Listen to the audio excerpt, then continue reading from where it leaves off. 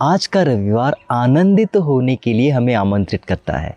भला हम आनंदित क्यों हो जाएं?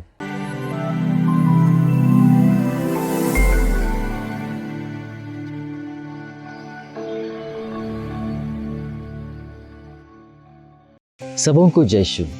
मेरे मित्रों, कुछ साल पहले मैं एक स्कूल में पढ़ाया करता था, तो मुझे किसी कारणवश अपने विद्यार्थियों के फ़ोटो लेने थे। तो मैंने एक एक करके उन विद्यार्थियों को कक्षा में बुलाया और मैं उनकी फ़ोटो ले रहा था। उसमें से एक बच्चा था जो मुस्कुरा नहीं रहा था।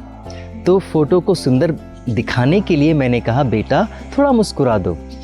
वो बच्चा मुस्कुरा नहीं पाया और मैंने यह भी देखा था कि वह बच्चा कक्षा में हमेशा उदास रहता था, अकेला बैठा रहता था। मैंने बहुत कोशिश की उससे कहने के लिए, बेटा मुस्कुरा दो, बेटा मुस्कुरा दो। वो मुस्कुराता ही नहीं और मैं सोच में पड़ गया कि ऐसा क्यों होता है। क्या मुस्कुराना इतना मुश्किल का काम है? क्या खुश रहना इतना मुश्किल का काम है?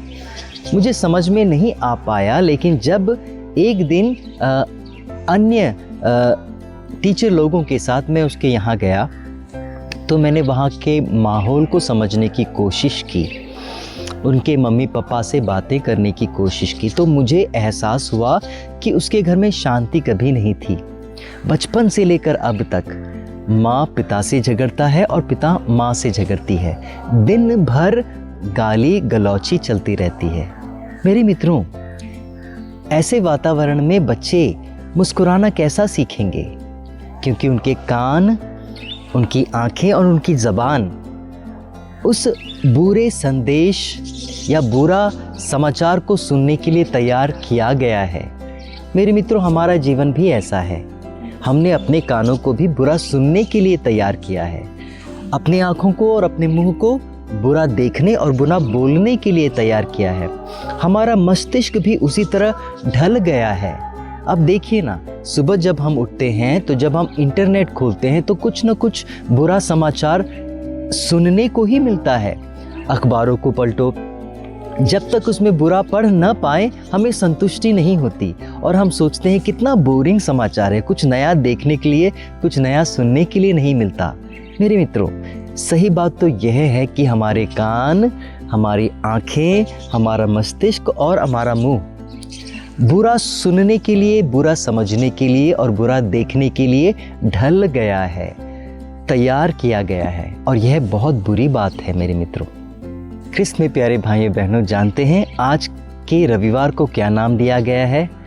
आज का रविवार आप जानते हैं कि हम आगमन काल के तीसरे हफ्ते में हैं और यह तीसरा हफ्ता एक विशेष नाम से जाना जाता है और उससे कहते हैं गाउदाते गाउदेते संडे। गाउदेते का मतलब होता है आनंदित होना।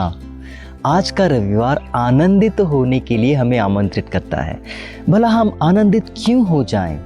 क्योंकि ईश्वर जानता है कि हम बुरा सुनते हुए बुरे मन से ढल गए हैं और इसीलिए प्रभु हमारे इस बुराई से हटकर, बाहर निकलकर उसके सुसमाचार को ग्रहण करने के लिए तैयार कर रहा है। और यही बात तो आज के पहले पाठ में भी हम सुन पाते हैं।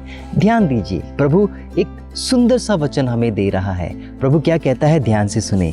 प्रभु इसायास नबी अध्याय 61 पद संख्या 1 से हमें बताते हैं। प्रभु कहते हैं कि मैं दरिद्रों को सुसमाचार सुनाने आया हूँ, मैं दुखियों को ढारस बनाने आया हूँ, मैं बंदियों को छुटकारा देने आया हूँ, मैं कैदियों को मुक्ति का संदेश और जो विलाप करते हैं उन्हें सांत्वना देने आया हूँ, राख के बदले उन्हें मुकुट पहनाने आया हूँ, शोक मनाने वालों को आनंद के तेल से मलने आया हूँ, निराशा के बदले स्तुति का चादर ओढ़ाने आया हूँ। मेरे मित्रों, यह बात इसीलिए प्रभु हमें बता रहे हैं क्योंकि प्रभु जानते हैं कि हम इस बुराई के माहौल में रहकर बुराई की तरह ढल गए हैं और प्रभु चाहता है कि इस रविवार को हम यह अच्छी तरह समझ जाएं कि हम उदासी में रहने के लिए यहाँ लाए नहीं गए हैं, हम दुखित रहने के लिए यहाँ लाए नहीं गए हैं। और इसीलिए तो प्रभु का वचन हमें कहता है, थेसलोनियों के पहला पत्र अध्याय 5 पद संख्या 16, ध्यान से सुनिए। प्रभु क्या कहते हैं? आप हर समय प्रसन्न रहिए, हर समय प्रसन्न रहिए। प्रभु यह भी कहता है निरंतर प्रार्थना करते रहें और सब बातों में ईश्वर को धन्यवाद देते रहें। क्यों? क्योंकि ईश्वर की इच्छा यही है, ईश्वर की इच्छा यही है कि हम बुराई में रहने के बावजूद भी खुश रहें, प्रसन्न रहे, क्योंकि जो प्रसन्नता है, आनंद है, वो पवित्र आत्मा का वरदान है। मेरे मित्रों, आगमन काल हमें यही समझा रहा है कि हम उस पवित्र आत्मा के वरदान को पाकर अपने दिल के गौशाले को तैयार रखें, उस स्वामी के लिए जो आनंद का दान हमें देता है। सबों को जय यीशु।